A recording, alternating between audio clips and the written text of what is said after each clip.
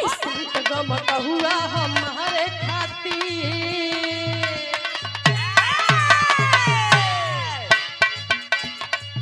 हाय संत गम कहुआ हमारे खातिर सगरी सामान ला सिंगारे खातिर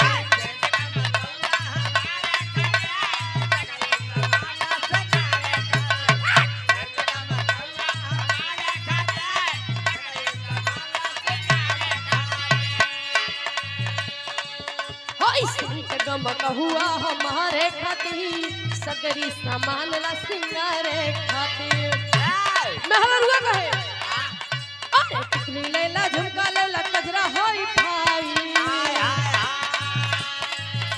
अरे कजरा लैला झुमका लैला कंजी आई हाय हाय हाय सैया तोरी के लहाई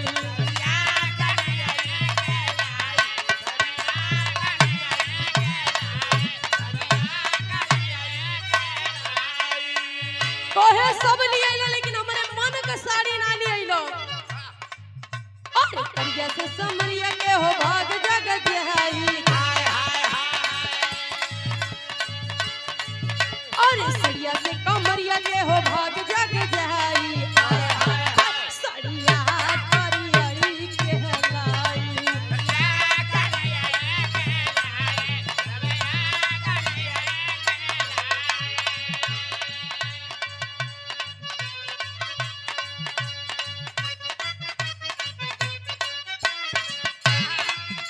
भैया बोल के गला नहीं गाना बदे तोहरे गुरुजी कहा ए भैया देख हम अपने गुरुजी के नाम कहत बानी भाई कोई कलाकार लगा काहे में कहू भैया हेलो पैसा ले ला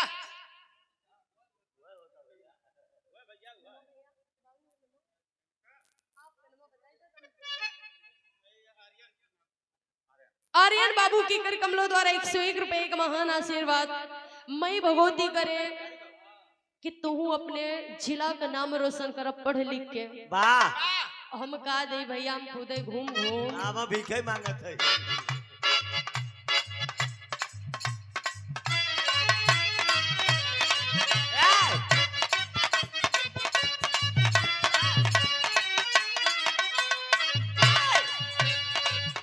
अरे हिल के पलंगिया तर हो हिलता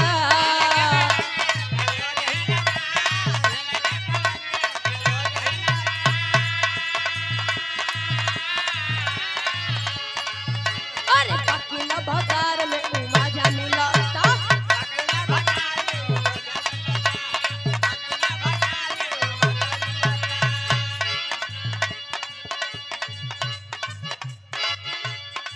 अरे हिले के पलंगिया त रोज हिलता बाकी न भतार में उमा जा मिलता चौकी पखात नहीं के चौकी पखात नहीं के सही से मिलन बलम के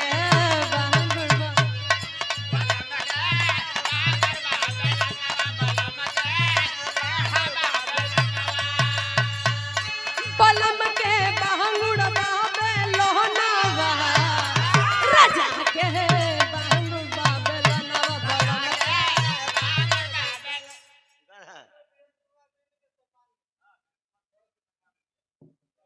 और आप बड़े भैया डॉक्टर वीरेंद्र कुमार भैया के सम्मान में 201 रुपए का महान आशीर्वाद चरणों नमन बंदन है।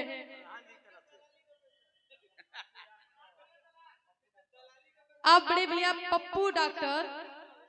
Pappu doctor Yadav real spot नहीं भैया 201 रुपया का महान आशीर्वाद चरणों में कोटि कोटि नमन आशीर्वाद की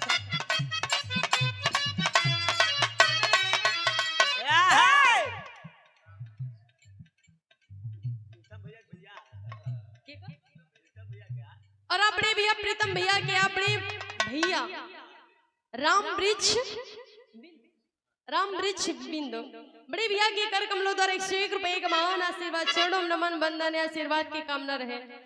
ऐसे भैया एक जगह कार्यक्रम करे गए रहे वहाँ के बाबू रहे कहन बिटिया हाँ हाँ हऊ जौन गनवा हो तो हारा नवा दे दे। हाँ नवा दवा तू बिटिया कहन बिटिया वो गनवा गाय दे तू। वाह हम कहा बा और अपने भैया डॉक्टर वीरेंद्र बड़े भैया के सम्मान में 101 रुपए का महान आशीर्वाद। कहन बिटिया वो गनवा गाय दे तू। हमका बाऊ बैठी जा पैसा रखे रहा गाय दे बैठ वाह उन 10 रुपया लेके ऐसे से करत है कहते बिटिया गावो गावा बिटिया हमा हिलता तू गावा ओकरे बाद हमका बाऊ रुकी जा गाना बिरहा गावत रहेला। वाह हमका बाऊ रुकी जा हम तार गाय देबै और पैसा दे रे 10 ठे कहन द हमार पैसा मगले पार्टी से गवाई लेबै। हम कल जा बाऊ मत नाराज होवा ऐसे से कल जाला भैया के दिल उम्र 55 दिल 55 ई बाऊ का हाल बटे कहना अब कैसे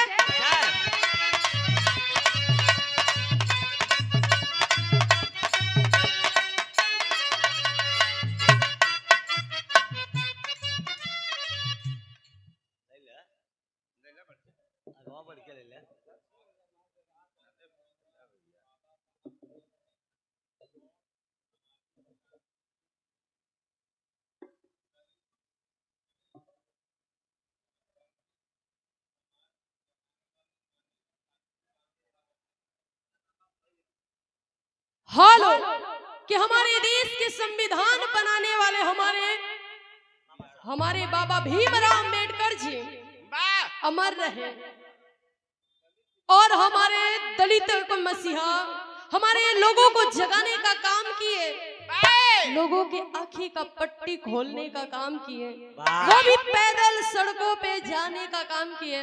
अगर इतनी सुख सुविधा बा हमनी के पास अगर ए टाइम लोग कह दे कि बेटवा चला जाता तनी उनके घरवा काम बाटे तब लोग ना जाइहन लेकिन उस समय माननीय आप कांसी राम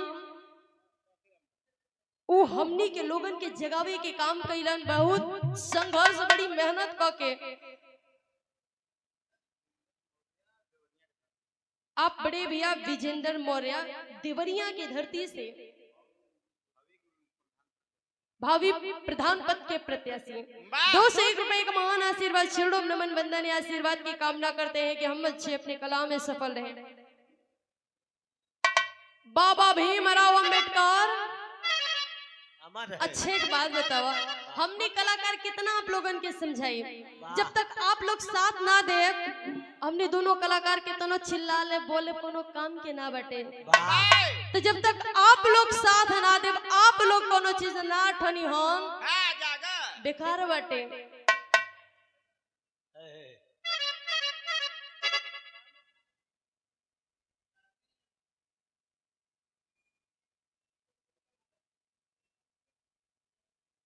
और ये देखिए हमारी धर्म की माता श्री जगवंती देवी बड़ा ही सुंदर प्यार दुलार और शानदार 201 रुपए का महान आशीर्वाद जोड़ो नमन बंदन आशीर्वाद की कामना करते हैं कि हम बच्चे अपने कला में सफल रहे। वैसे एक बात हम कहिला भैया कि हम मंच तभी सफल मान लेना जब तक कि ई लोगन आके ना प्यार सम्मान दे दे लिए कैसे कि यह सबसे बड़ी माता होली आदि शक्ति जगत जननी ए भैया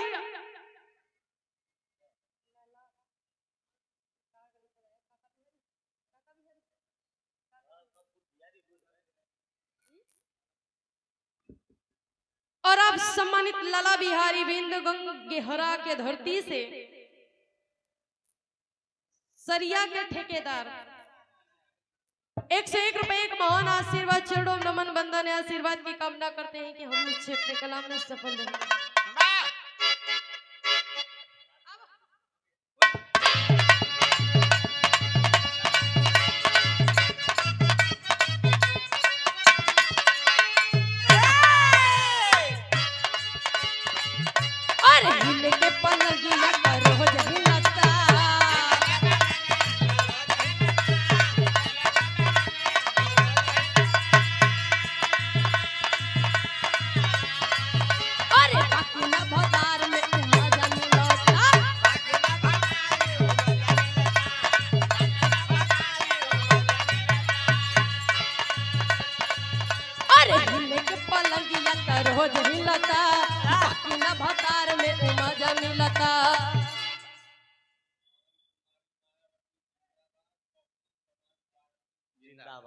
बहुजन समाज पार्टी जिंदाबाद। हमारी बहन कुमारी मायावती जिंदाबाद। उनके सम्मान में 101 रुपए का महान आशीर्वाद चरणों में कोटि कोटि नमन आशीर्वाद की कांक्षा कहना बा कैसे।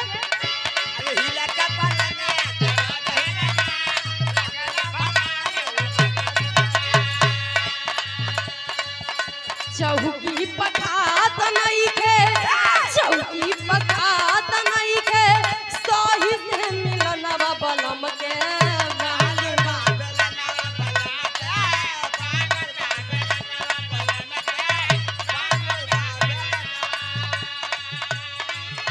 बलम के बांगुड़ बाबे लहनवा, राजा के बांगुड़ बाबे लहनवा, राजा के।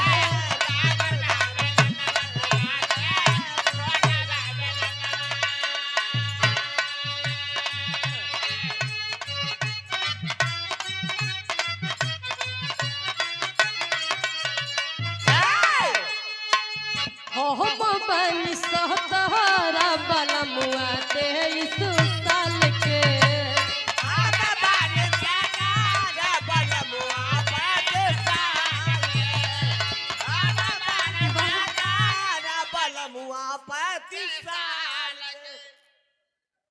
कहाँ तहारी सारा जाता भाई, भैया कहाँ जाता। आजकल सरकारी नौकरी वाले ऐसे नन्ही नन्ही लग जाते तो यहाँ सरकारी नौकरी वाला के बा। हैं। कहा गुरु जी से पूछा बने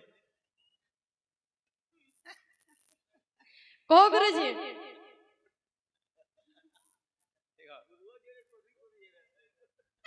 लेकिन कहना बा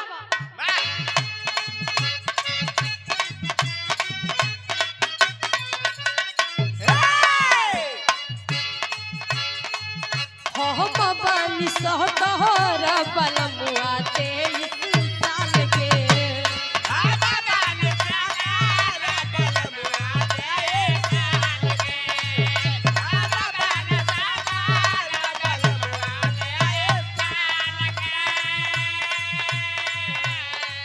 भौजी रे जिंदगिया राखी खतर में डाल के।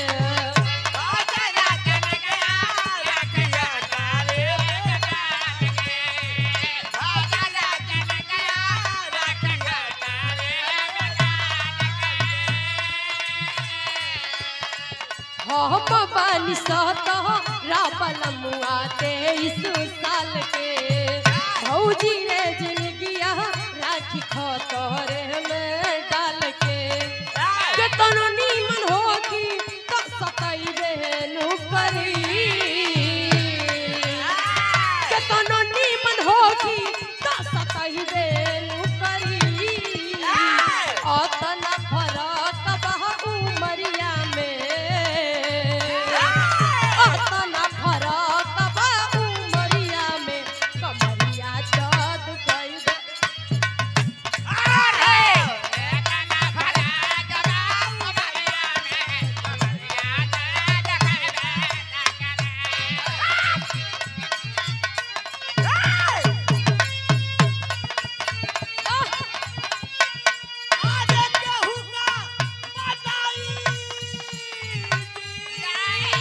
बाबा अरे केहू का बनाई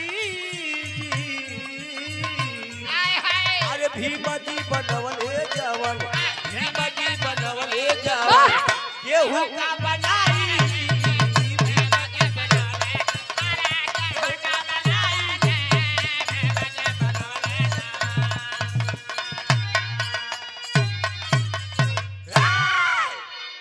वाह। तो भैया हरो से वीर रस के बिरहा लोरिकाइन खंड से चली भैया। दौड़े भैया आओ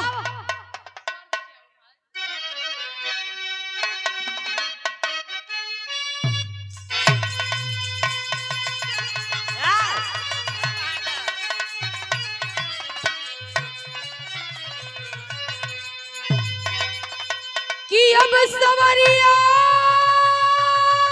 रे राम रे किया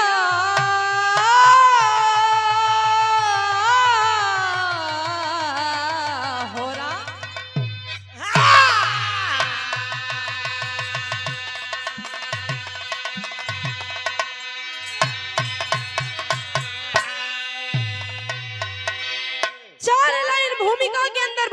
कैसे भैया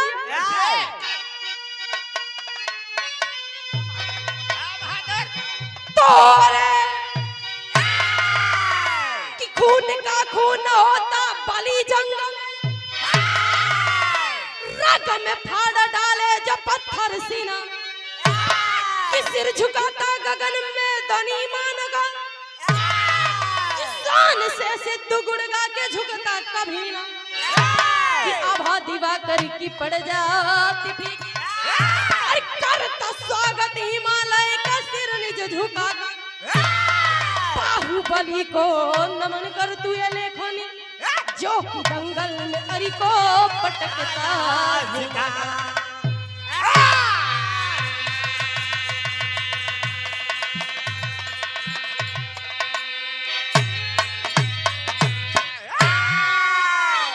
कि खून का खून होता बलि जंग में रग में फाड़ डाले जब पत्थर सीना कि सिर झुकाता गगन में दनी मानकर शान से सिद्ध गुड़गा के झुकता कभी ना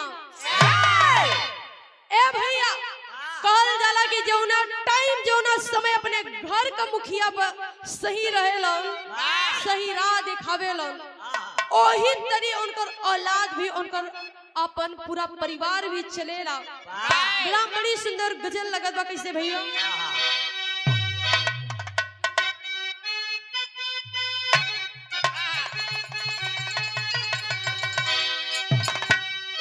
कोई देश का जवान कोई सीमा का पारी अपने देश के लिए कहता है वो अपने देश के लिए जान दे देता है भैया अगर वो खून बहावेला तबे हम आप लोग बड़ा सुख चैन के नींद लेत बानी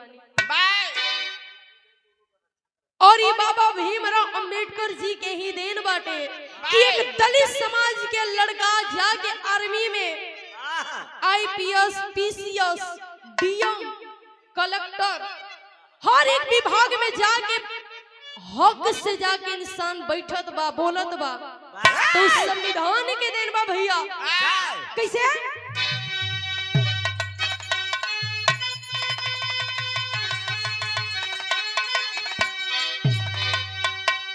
अरे बहे खून मेरा अरे हई चमन के लिए बहे खून मेरा चमन के लिए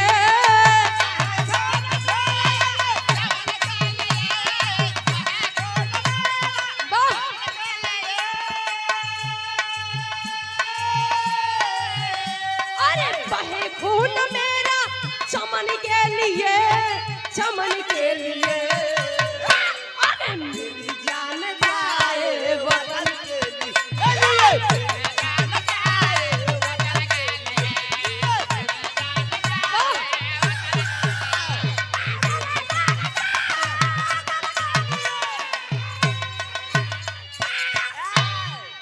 लेकिन कवि जी बड़ी सुंदर भाव में संगीत करत बानी कैसे भैया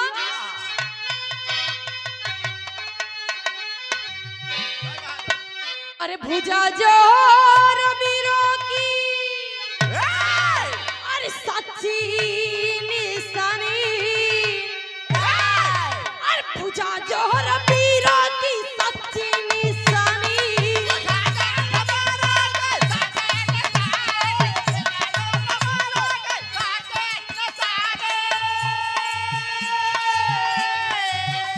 अरे भुजा जोर वीरों की सच्ची अरे लिखी जाती माटी से खाती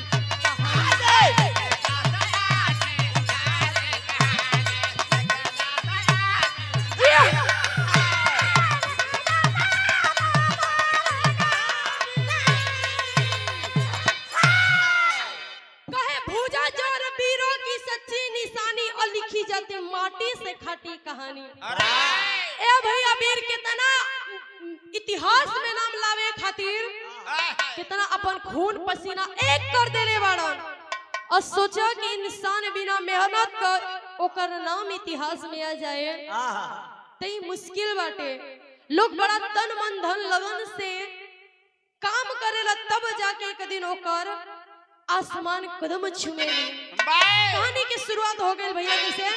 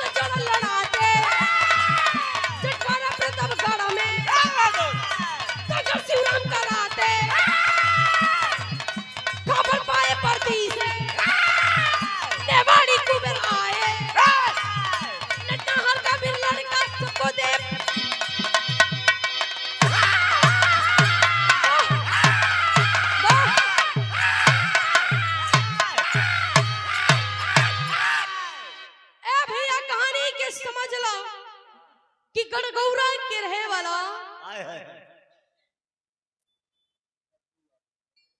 और हमारे बड़े भैया बबलू यादव बड़े भैया की कर कमलोदारी स्वभाव को समझते हुए 201 रुपए का महान आशीर्वाद चरणों नमन बंधन है आशीर्वाद की कामना करते हैं।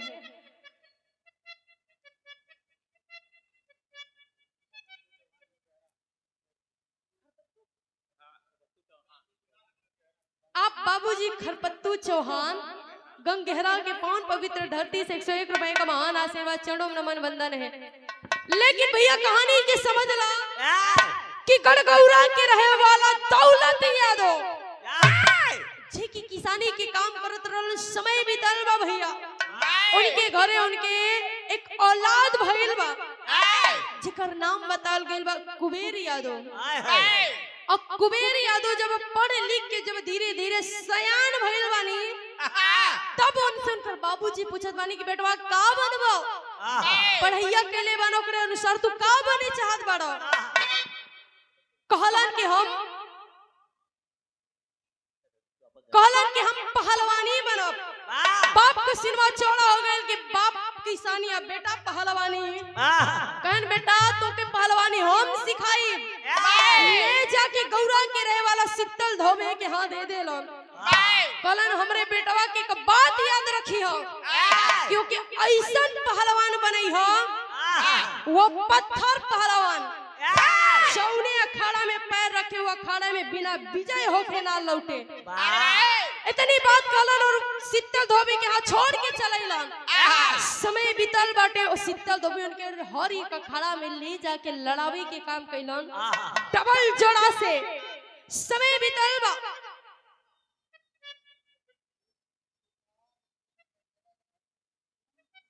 आप बड़े भैया फूल कुमार बिंद गंगहरा की धरती से 101 रुपए का महान आशीर्वाद चरणों नमन बंधन आशीर्वाद की कामना करते हैं। भैया हो उनके डबल जोड़ा से लड़ावे के काम कैलन। समय बीतल बा जठवारा प्रतापगढ़ नेवाड़ी गांव के रहे वाला शिवराम यादव दंगल करवात रहलन हर साल और साल दंगल कराविलन लेकिन उनका विचार है कि अधिकारी हर एक जिला से लोग आई हैं हर एक जिला हर एक गांव से लोग आई हैं हमरे पहलवानी में भाग लेवे खातिर। लेकिन बताओ जाला कि पहले के जमाने में कोनो इस संदेशा के जरिया ना रहे लोग एक दूसरा के संदेशा एक दूसरा से ही पहुंचावे। लेकिन हमनी के जमाना में तो बहुत जमाना चेंज हो गए बा मोबाइल बाटे अब जहाँ बैठल रहबा वहाँ तो के लोग वीडियो कॉल करके देख ली फेस टू फेस। लेकिन उस समय चिट्ठी तार के भी जमाना ना रहे लोग बैलगाड़ी से एक दूसरे के गांव में सामान पहुंचावे। तो शिवराम यादव एक बैलगाड़ी वाले के पकड़ के कहलन कि सुनो तू हर एक जिला हर एक गांव में जाला सामान पहुंचावे। लेकिन एक बात याद रखा हम जहाँ जहाँ जाई हो हमारे एक बात बाटे उहा उहा बस तू कह दी हो। कहन का बाटे भैया? कहन की बता दिए कि जठवारा प्रतापगढ़ नेवाड़ी गांव के रहे वाला शिवराम यादव दंगल करीले बानी जी के पहलवानी का भाग लेवे के होके उ जाके ले ली और जके देखे के होके उहो जाके देख ली है। ए भैया तनी बतिया कहल लेना औ बैलगाड़ी वाला धीरे धीरे गौरा गांव में पहुंचल बा। अच्छा गौरा गांव में पहुंचल बा खबरिया लागल बा शीतल धोबी के तुरंत अपने चेला के लेके चल गइलन उ नेवाड़ी गांव में। जब नेवाड़ी गांव में गइलन तन नेवाड़ी गांव के बलशाली में बताल गइल बा विराम गीत लगत बा भैया कैसे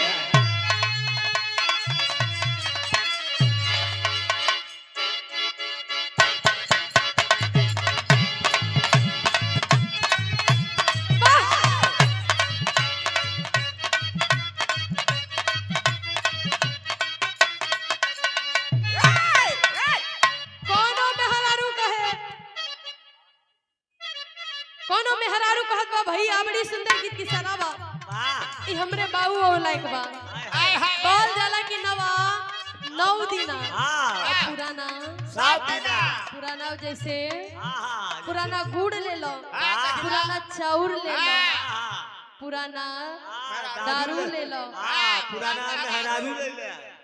ई बात सही बा भैया कि जोने घरे में पुरनिया ना हो के घर घर ना होला। पुरनिया का मतलब पुरनिया का एहसास वो लोगन से पूछा जिकरे घरे में पुरनिया ना बानी जिकरे घर से छत हट गई बा। तो पुरनिया जान दुकान करना थे का तो है नियन लड़की के सहूर बतावत थी ये बिटिया मुट्ठी से मत डालू चुटकी से डालू का करबा हमनी के सहूर न रही तो बतइबे न करी हम पैसा ले ला ए भैया ए कोन भैया आप बड़े भैया राम नरेश बिंदु गंगेहरा के पान पवित्र धरती से 51 रुपए का महान आशीर्वाद चरणों नमन बंदन है आशीर्वाद की कामना करते हैं। लेकिन कहना वो भैया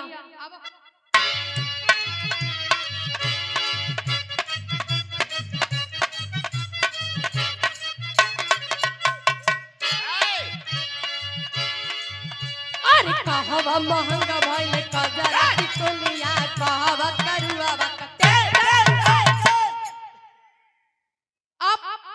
चाचा श्री सच्चिदानंद बिंदु गंगेरा की धरती से 101 रुपए का महान आशीर्वाद चरणों नमन बंदन आशीर्वाद की कामना करते हैं।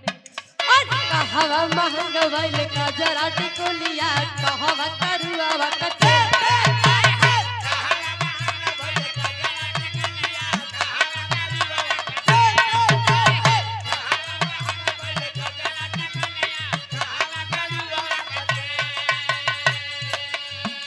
महंगा भइल सासू जी के पुतवा से धिया पसुतिल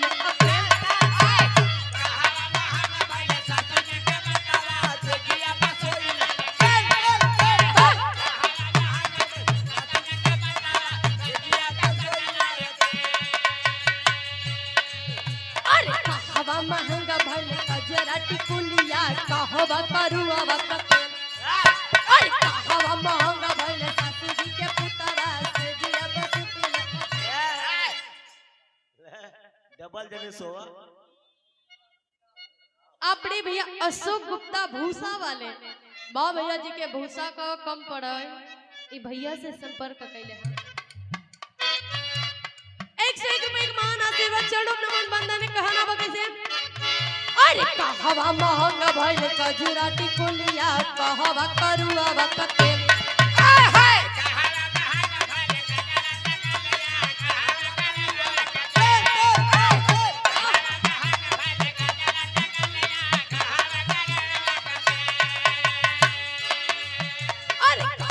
महंगा भइल सासू जी के पुतवा से धिया पसुतिल अकेल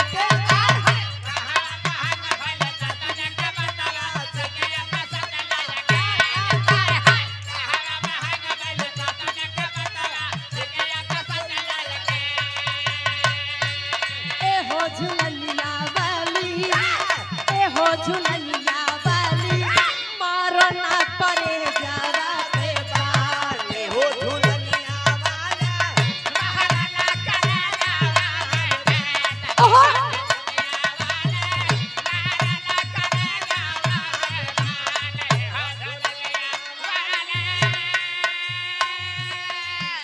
लेकिन उ गांव के नामी पहलवान के बा भैया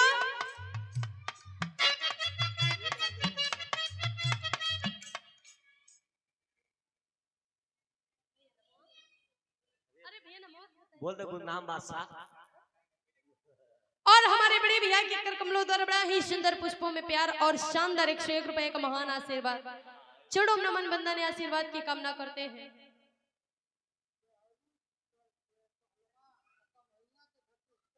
सहरू पहलवान खमरिया के धरती से 101 रुपए का महान आशीर्वाद इस भाव पे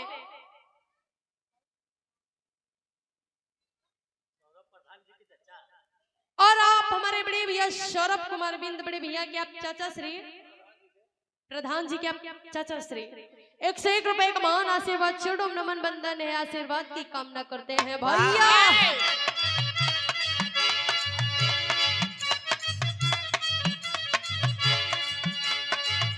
अरे काहुरा के सोरा भारी नाहन का जलावा कोई नहीं पावे लगे पार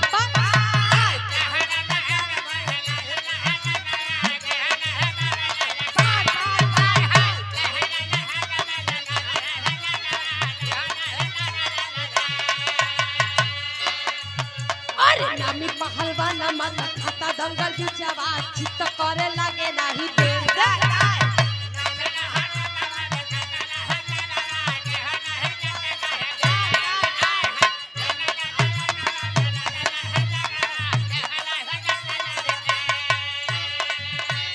रहा बहादुर नाहर रहा बहादुर नाहर लेता सबका पनिया उतार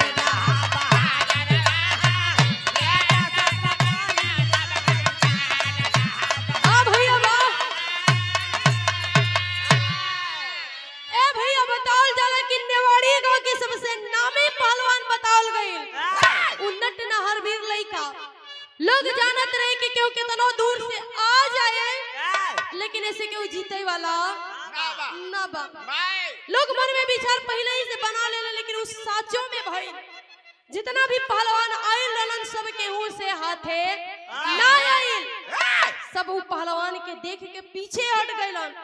काहे पीछे हट गइलन भैया जानत बाड़ो ओकर वजन 1.5 कुंटल के बतावल गइल बा और कुबेर यादव के खाली 60-65 किलो का। जब इतनी बतिया शीतल धोबी सुनला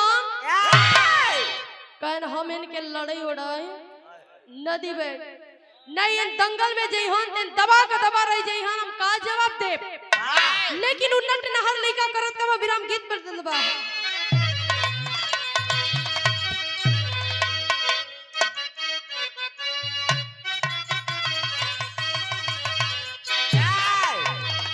कोनो आशिक कहे मानी ला हमारे गुरु जी अपने उम्र में प्रेम तो कर ही हुई है। अरे भैया अब करत है थोड़ा दूर आई बा हाँ अपने प्रेमिका खातिर इनके प्रेमिका खातिर अब तो से सबसे करत है नहीं भाई हमने शिष्य है शिष्य से प्रेम हो तो कैसे होता लेकिन कहना बाका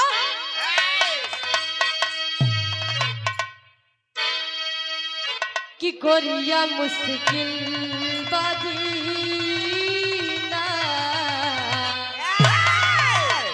गोरिया मुश्किल बाजी ना तेरी गली में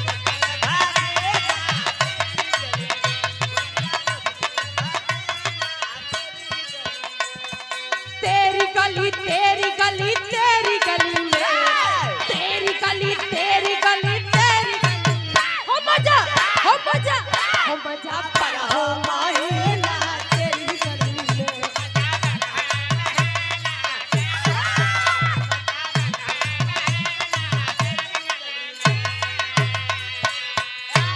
लगल रहा भैया हमारे नाहर का लहिया दंगल दिखे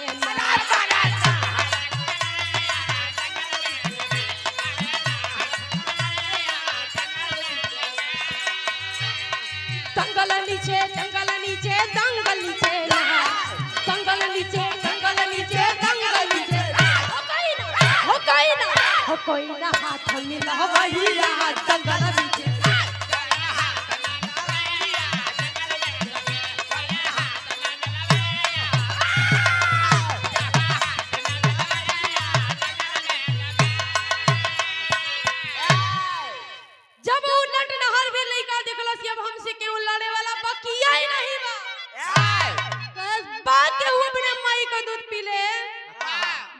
नट नहर लइका से फरिया ले। ए भैया कहल जाला कि वीर मरब पसंद कर सकेला लेकिन केहू के ललकार बना। कुबेर यादव कहलन कि इनकर पानी हम उतारब। गुरु से जाके एक बात कहते किसी कहते भैया शीतल गुरु से कुबेर कहे पतिया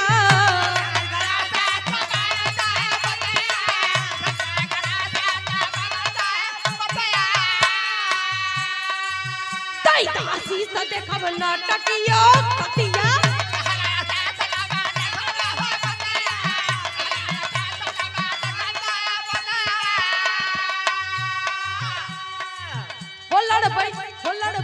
हो लड़बै तोहरी दुआ छैया दंगल बिछेला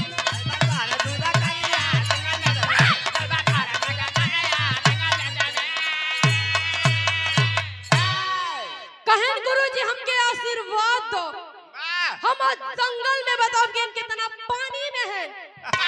लेकिन गुरुजी मने मने विचार करत बान कि ओकर वजन 1.5 कुंटल 60-65 का। अगर इनके दंगल में दाव दी त मर जइहन पता ना चली हो। हम दौलत यादव के का जवाब देवे। अब मने मने डर लगत बा कि हमार शिष्य हमार नाम भी खराब हो कि हिम्मत गवाही ना देत बा। लेकिन जिद पे अड़ल बानी टेरी के अंदर भाव बा।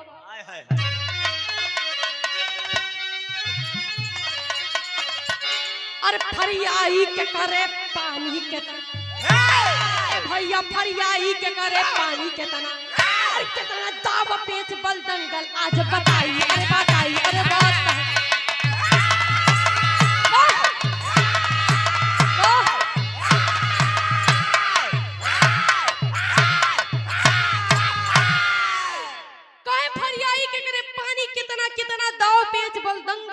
बताई फरियाई के करे पानी के तना कहने गुरुजी 60-65 किलो मती देखो आज ही दंगल बताई कि करे पास कितना औकात और कितना बल बाटे।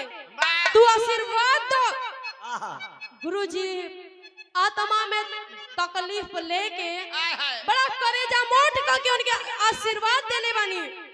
जब आशीर्वाद देत बानी तो होत का भैया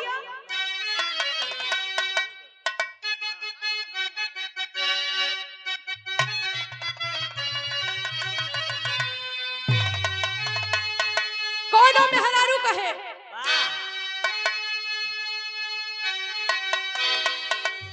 अरे झूलनिया के गुजवा अरे झूलनिया के गुजवा और टूटल ए राजा तो जवनिया में बढ़िया छूटल ए राजा।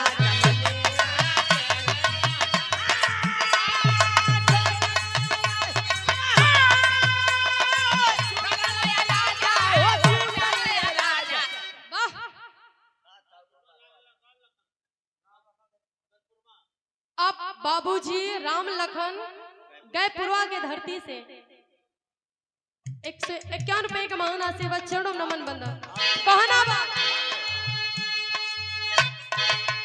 कि नहर से हथवा अरे नहर से हथवा तब मिलाया है पाठा तो लंगोट जहिया को चढ़ाया है पाठा।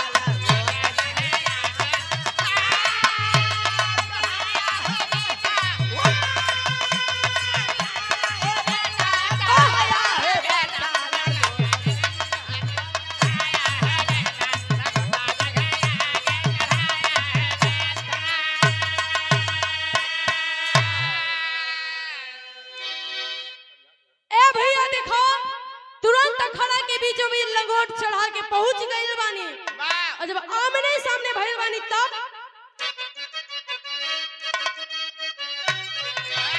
अरे चढ़ के अखाड़े पे डंड मारे जमी के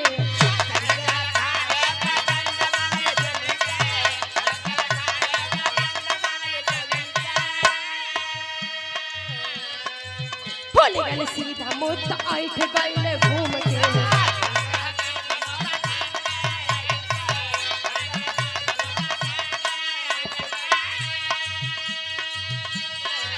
और अरे बजरंगी अली तो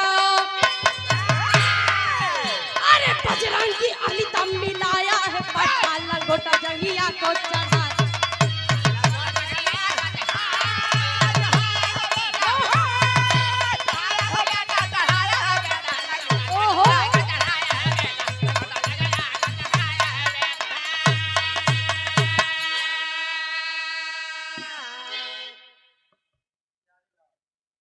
और हमारे चाचा जी सम्मानित प्यारे लाल 101 रुपए का महान आशीर्वाद छिड़ो नमन बंदन आशीर्वाद की कामना करते हैं। ए भैया देखो जब अखाड़े के बीचों बीच आमने सामने दोनों पहलवान भइल बनी अखाड़ा का माटी लगा के जब दोनों पे हाथ चलत बा कल जाला भैया कि इंसान का असली ताकत वही से खत्म होला जब इंसान के अंदर अहंकार भर जाला। उन्नत नहर वीर लड़का के अहंकार हो गए रहे कि अब तो हमके केहू पटके वाला ना बजबे तना बढ़िया बढ़िया पहलवान पीछे हट गइलन। इस 60-65 किलो का काय औकात लेकिन हमरे मिर्जापुरी खाटी चल रही है लगत बा भैया।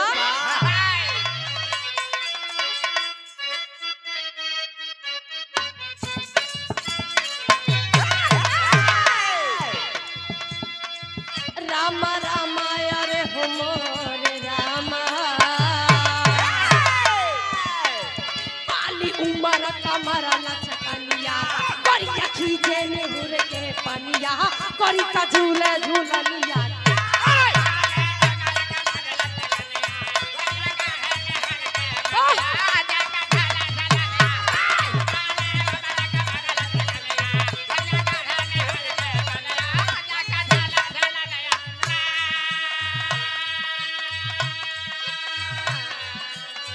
रामा रामा अरे हो मोरे रामा कोपे माटी को माथा चढ़ाए नेट का जोरा रहा अजमाए काटा भैली जमीनिया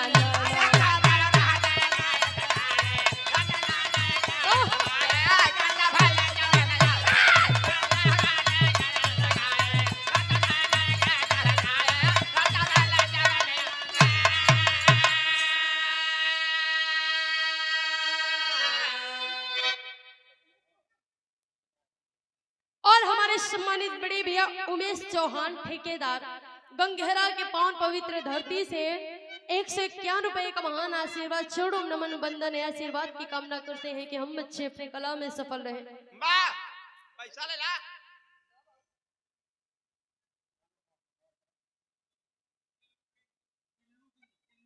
और ये हमारे सम्मानित चाचा श्री टिल्लू बिंदु चाचा जी के कर कमलों द्वारा 51 रुपए का महान आशीर्वाद चढ़ो नमन बंदा ने आशीर्वाद की कामना करते हैं। ए भैया लगा लो अब देखो जब दोनों पहलवान आमने सामने भइलन अहंकार भइल बाटे लेकिन कहल जाला भैया कि जहां बल का काम ना आवे वहां बुद्धि का प्रयोग करे के चाहिए। अब कुबेर यादव सोच लेलन कि अहंकार में पूरा डूबल बा एक ऐसे ना के दिमाग लगा के पटके के पड़ी वो अपने गुरु का धोबिया पाठ जवले बानी और जब धोबिया पाठ जला के दिमाग लगा के कैले बानी उन्नत नहर वीर लड़का के दंगल के बीचों बीच ऐसा पटकले बानी को दोबारा उठे के नाम ना लेत बा। नेवाड़ी गांव के लोग बड़ा प्रभावित भइलन सोच में डूब गलन कि जे केहू ना पटके वाला रहे ओके 60-65 के पटक देलन। का बात बा भैया पापड़ के अंदर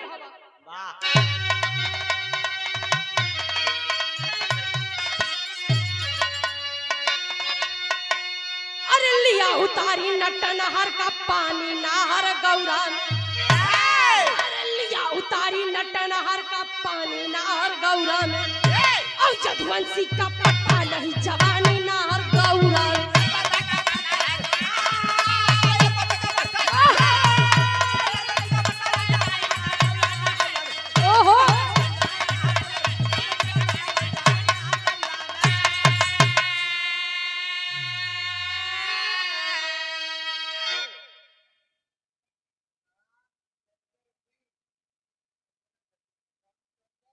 आप बड़े भैया रामचंद्र बिंदु गंगहरा के धरती से 201 रुपए का महान आशीर्वाद चरणों नमन बंदन है आशीर्वाद की कामना करते हैं। ए भैया कह लिया उतारी नट नहर का पानी नहर गौरा का, यदुवंशी का पट्टा नहीं जवानी नहर गौरा का।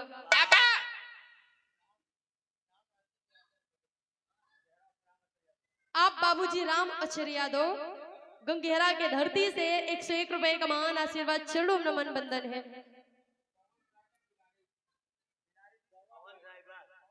कौन ड्राइवर बड़े भैया आप बिलाई डी 101 रुपए का महान आशीर्वाद चरणों नमन बंदन है आशीर्वाद की कामना। ए भैया शीतल गुरुजी बड़ा खुश भइल बाड़ी हो, इतना खुशी को कि खुशी का ठिकाना ना बाटे। करत कब है अरे उठा लिए शीतल कुबेर को चूमे बारंबार हो, और वंश हंस वंश वंश का पल जाने संसार। अरे हाथ मिला के करे ना कोई नादानी नाहर गौरा से, अरे हाथ मिला के करे ना कोई नादानी नाहर गौरा से, और एक से बढ़ के एक गुड़ खानी नाहर गौरा।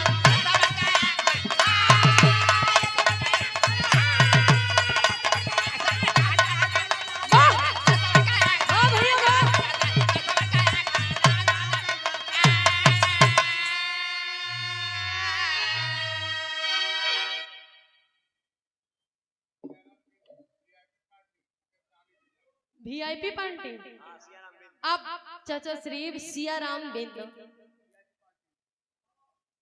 वीआईपी पार्टी 101 रुपए का महान आशीर्वाद चरणों नमन बंदन आशीर्वाद की कामना करते हैं। भैया कहे कुबेर यादव के कोरवा मेले की जैसे लोग लड़का के चुमेला वैसे ही चुमे लगलन। लाल बेटा हम तो तोरा के शिष्य मानत रहनी, तू तो हमरा के शिष्य से भी बढ़ के काम कर देला। गुरु तो गुरु ही रह गए लेकिन शिष्य नाम बना गए। ए बेटवा तोरा नमुआ से हमहू जानल गइल बानी, हमरा के बड़ा गर्व होत बा कि हम तोर गुरु बानी। ए भैया लेकिन शिवराम यादव बड़ा प्रफुल्लित बड़ा खुशी भइल बानी। करत का बानी अल्लाह के अंदर भाव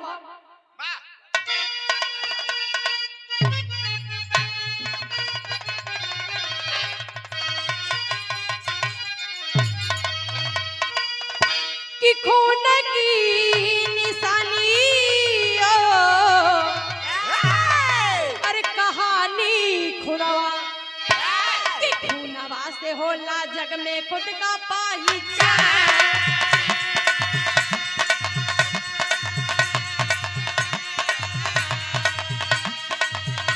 अरे दंगल के आयोजक शिवराम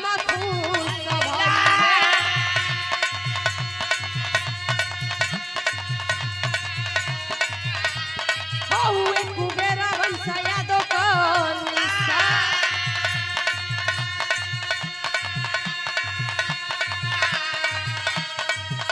अरे बतिया कुबेर से तो बहाल से कहले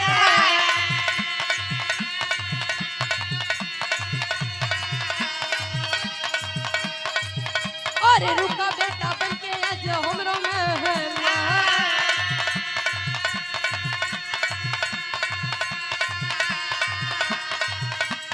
घर पे ले जाके अदारावा के कइले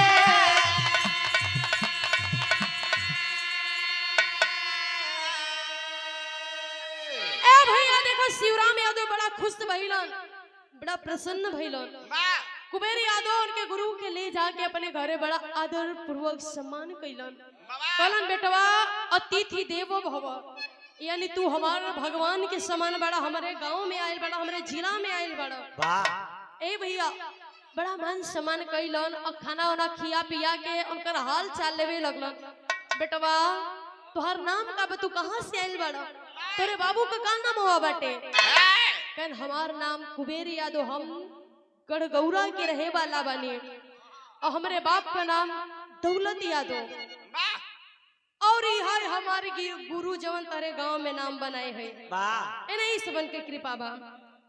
कन बेटवा एक काम करा, घरवा चला तो हमारो के लेते चला, तेरे बाप से तनी कुछ काम बाटे। कन ठीक बा चचा चलब तो हूँ चला। गईलन जब गढ़गौरा के नगरिया पहुंचलन, शिवराम यादव दौलत यादव से बड़ा बातचीत प्यार अच्छे से भई वाह वो खा पी के बकायदे बैठ के कहलन दौलत भाई वाह अगर बुरा ना लगे तो एक बात तोहरा से कहे चाहत बानी। हाय, हाय। कहन का कहे चाहत बा भैया? कहन हम बड़ा दूर से आइल बानी खाली एक बात कहे खातिर वाह कि तारे यह लइकवा के जोगे हमारे एको बिटिया खोइलन बिया। हाय, हाय। कहते तो दोनों को जोड़ी लगाई दे बनी जाता है और हमने का रिश्ता बरकरार हो जाता। वाह दौलत यादव बड़ा खुशी बन के हमरे बेटवा का बिया हमरे घरे चल के आइल बा। इससे बड़ा खुश नसीबी हमारा खातिर कुछ हो ना हो सके। ए बाबू इतनी बात कहलन कल शादी पक्का आवा भैया।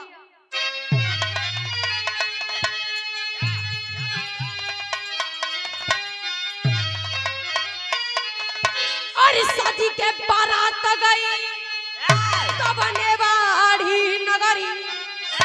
और शादी के बारात गई नेवाड़ी नगरी तब बन के आ गई खोइला ना हो दुल्हनिया से।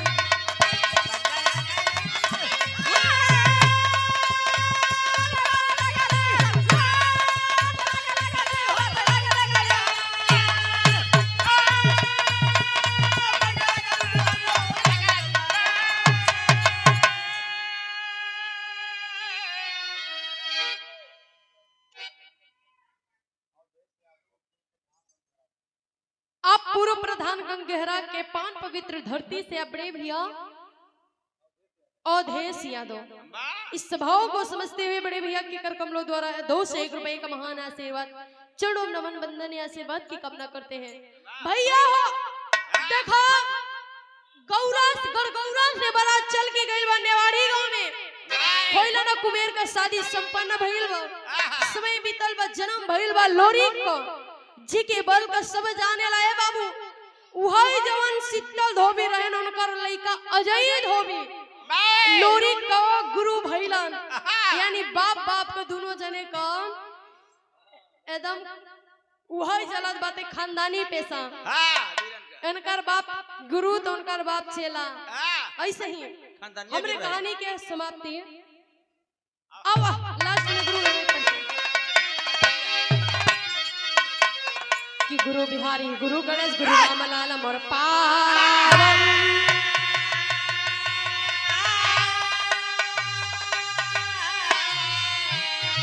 और कथन करे कवि राधे श्याम सुरेंद्र रामाया धारा हो।